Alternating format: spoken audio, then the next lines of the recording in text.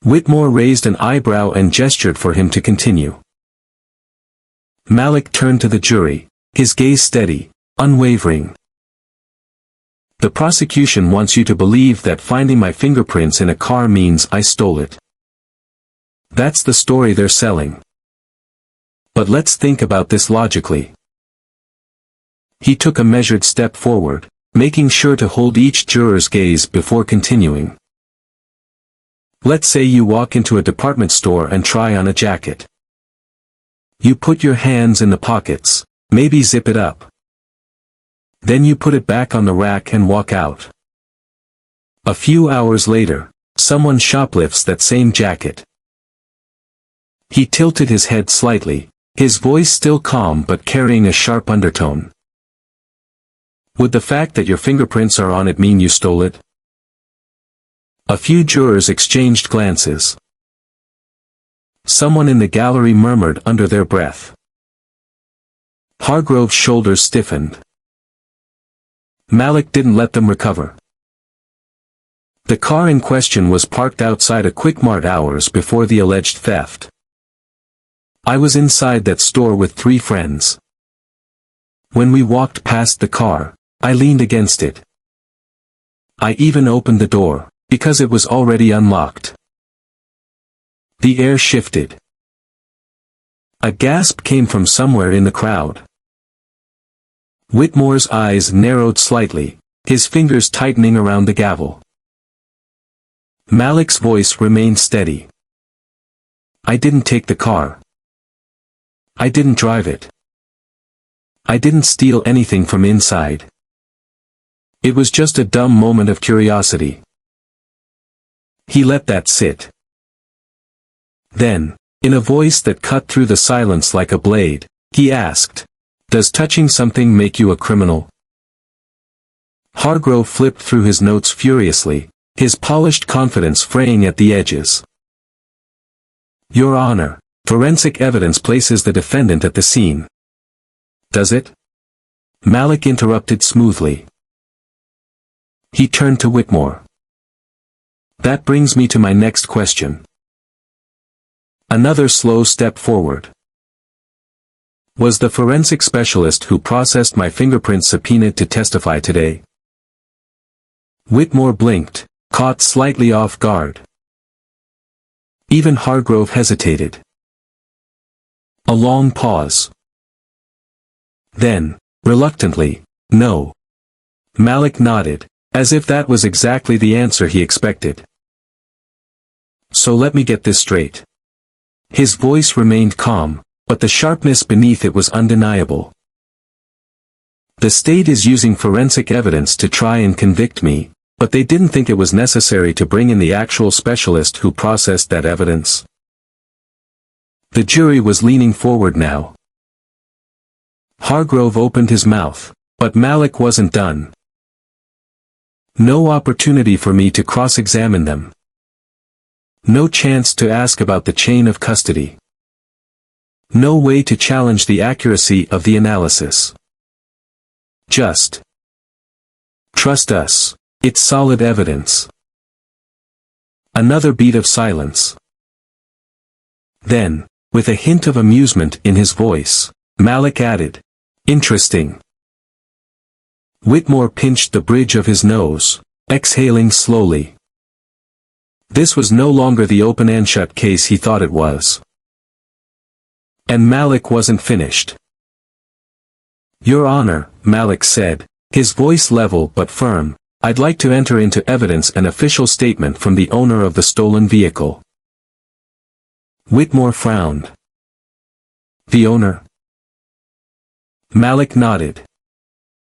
Yes. Mr. William Sinclair, the registered owner of the Audi.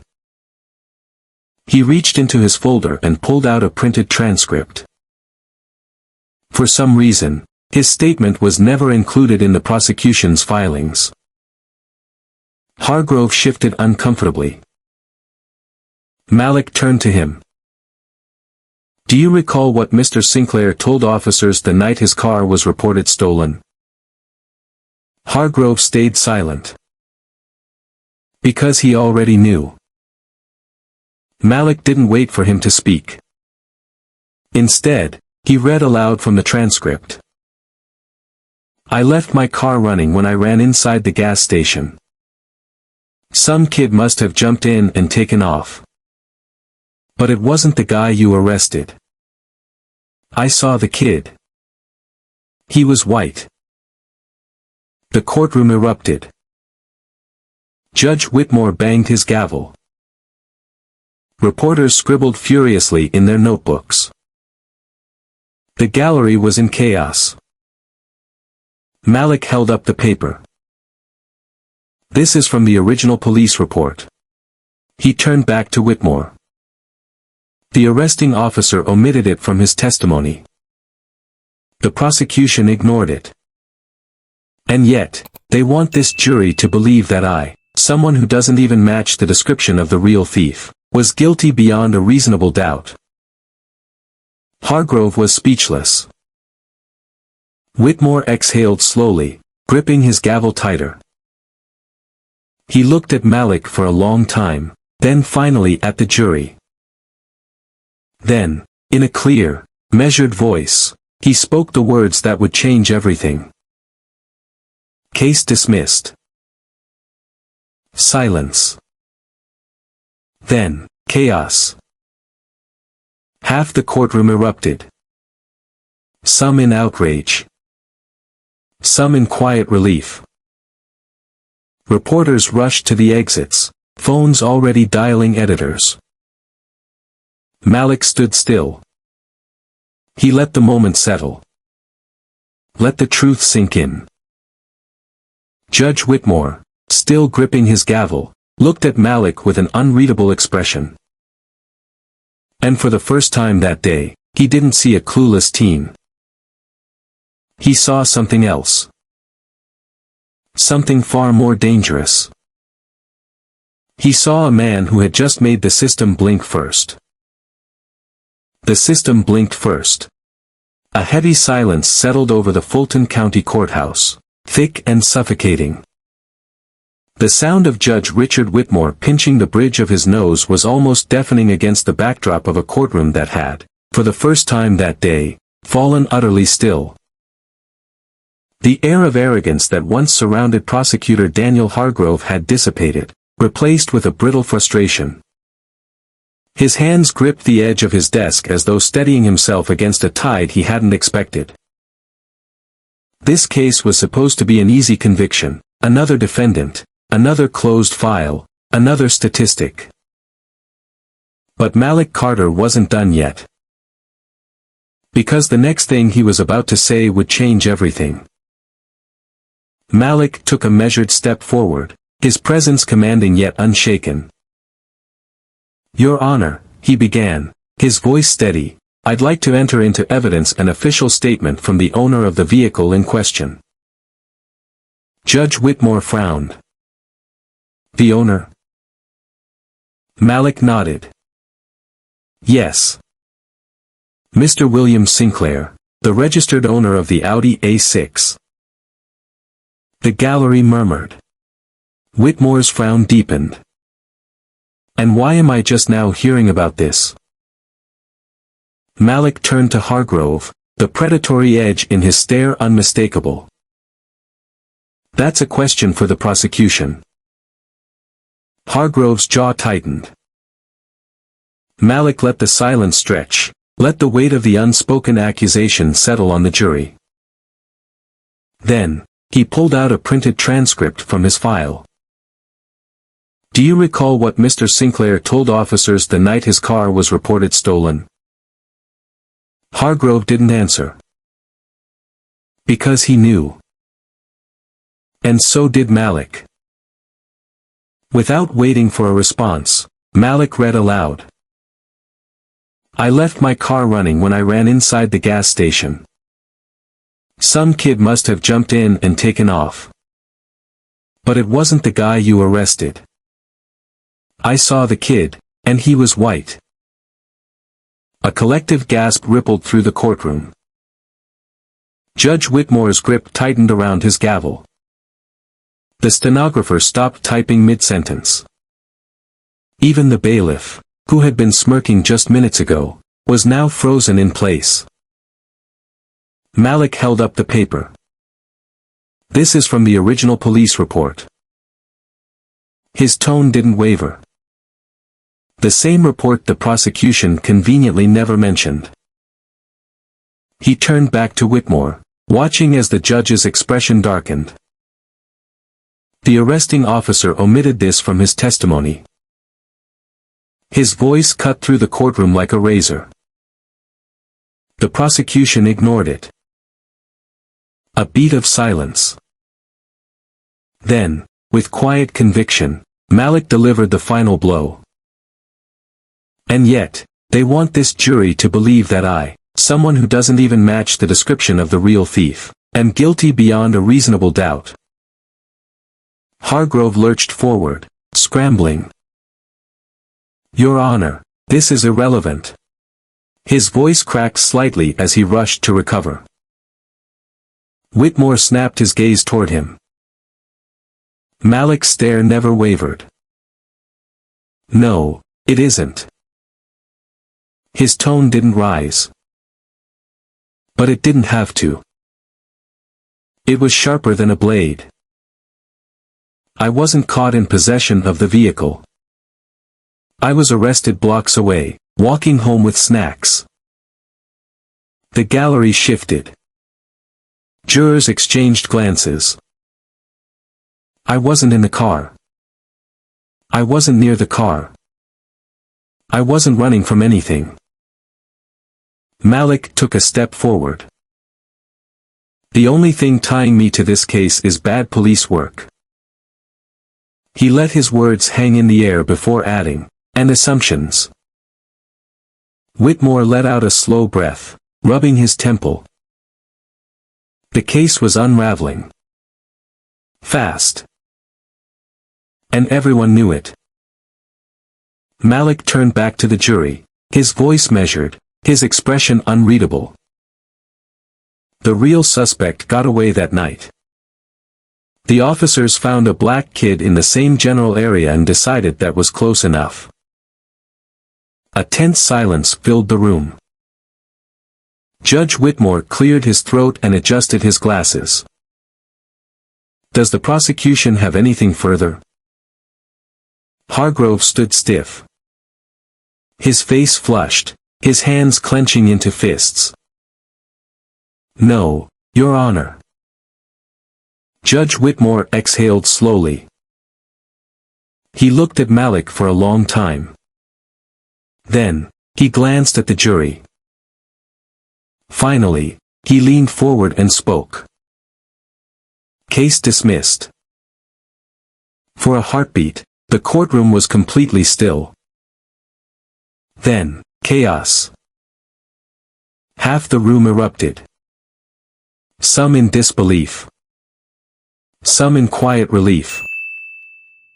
The gallery stirred as reporters scribbled in their notebooks, their fingers flying across keyboards. The cameras clicked, their flashes cutting through the tension like lightning. But Malik? Malik didn't move. He let the moment settle. Let the reality sink in for everyone.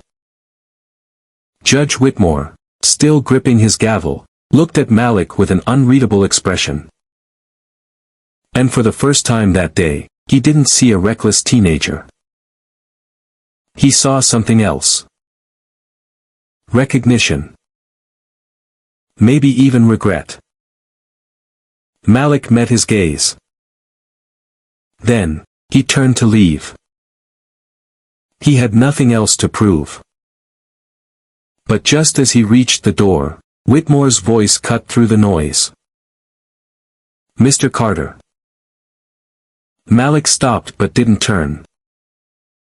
The judge hesitated. Then, finally, he said, "You should consider law school." Outside, the courthouse steps were a battlefield of reporters and flashing lights. The questions came at him like machine gun fire. "Malik, did you know the judge would dismiss the case? What are you going to do next?" How does it feel to outmaneuver a seasoned prosecutor? Malik pulled his hoodie over his head, ignoring the questions. This wasn't about proving how smart he was. This was about something bigger. His mother, Monica Carter, stood at the bottom of the steps, arms crossed, her face unreadable. For a long moment, she just looked at him. Then finally, she let out a breath. "Boy, you scared me half to death." Malik chuckled, rubbing the back of his head. "Had to take a risk, Ma." She stared at him for a second longer, then pulled him into a tight hug. "You always were the stubborn one." Across the street, Judge Whitmore watched. His posture was different now.